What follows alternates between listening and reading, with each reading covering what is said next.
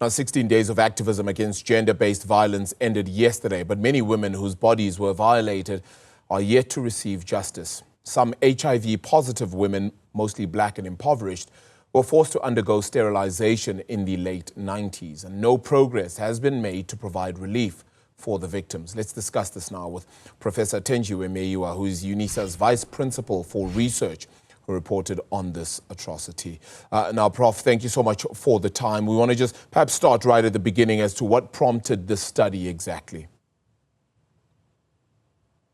The reason that we got to do this study, it was inspired by the lived experiences of women who had suffered quite deeply personal violations of their reproductive rights. That is on the women's side. And as researchers as well as activists, our objective was to bring to light this systemic, continuing, invisible practice of forced sterilization of vulnerable women.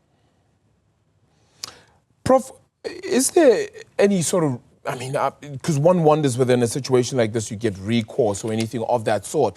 In this research, have you been able to find what sort of recourse has been put forward, if these people have perhaps been able to come forward as well a whole lot more, and not just in your study, whether it be talking to officials as well?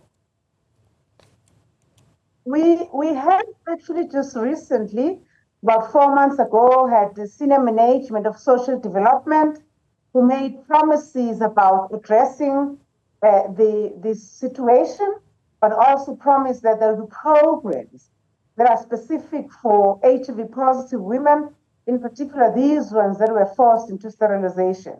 But indeed, from the last meeting that we had, we're not seeing anything that I can say from the state side is tangible, that is redressing the plight of women.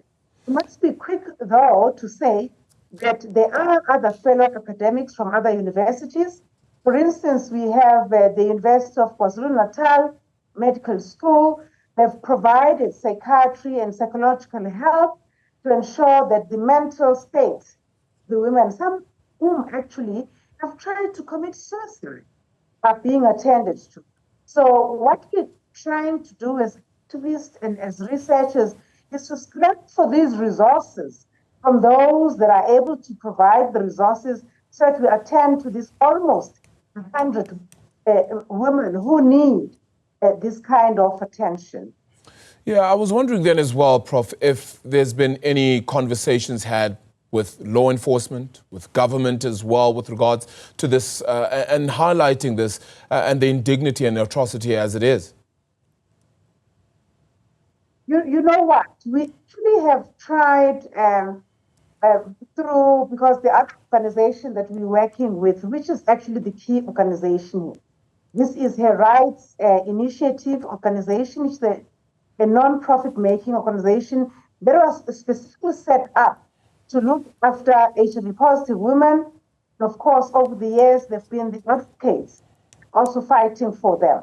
So they have, I understand, from their end, that is the Her Rights Initiative organization, tried to reach to the Minister of Health, but so to the Minister of or the Ministry of Social Development. I must say that we have not seen much of what we can say is progressive and bringing forth the kind of programs as well as compensation that is worthwhile for the women that have been tortured and been abused in this fashion. Yeah, and obviously trying to, of course, get a word on these perpetrators as well of this is going to be very important and significant as well. In this research and in this study, have you been able to find a place where this can be reported, where all those that perhaps feel the indignity and this atrocity being laid upon them then as being HIV positive and then reporting, then being forced into things like sterilization, where can they report that? I must say that the study found that work with the Her Rights Initiative organization, it is them actually, this organization, that has allowed us to be able to speak to these women. That is one form of getting their voices.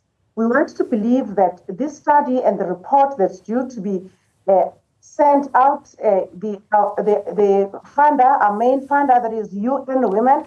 They have not signed off on the study, but it is actually out now in terms of it being drafted. We want to use this study, this evidence, these voices, these practical lives of women as a backdrop, a background from which we want to engage. And law firms, for instance, there's one that's raised up their hands, I'm not going to make mention of them, who wants to do justice by taking these cases and ensuring that there is form of litigation. The list, what we're looking at is that there must be accountability. Beside the accountability is that there must be a review of policy so that we revamp the policy in the fashion that any healthcare official is bound by the policy, bound by the law to ensure that there is informed consent. The women are not just taken in, you're thinking as a woman, you're going there to give birth, but then without your knowledge, there is some surgery that's done on you without consent, without knowledge, in instances with coercion, and in that process, it is sterilization. Thereby, some of them lose kids, lose their babies, some of them can't have children, and you know what that means in the African culture. If you're a woman and you can't bear children, you're referred to as barren in the Zulu language, this is my language, inyumba, meaning that if you can't mother, you're just a reject, as it were. Yeah.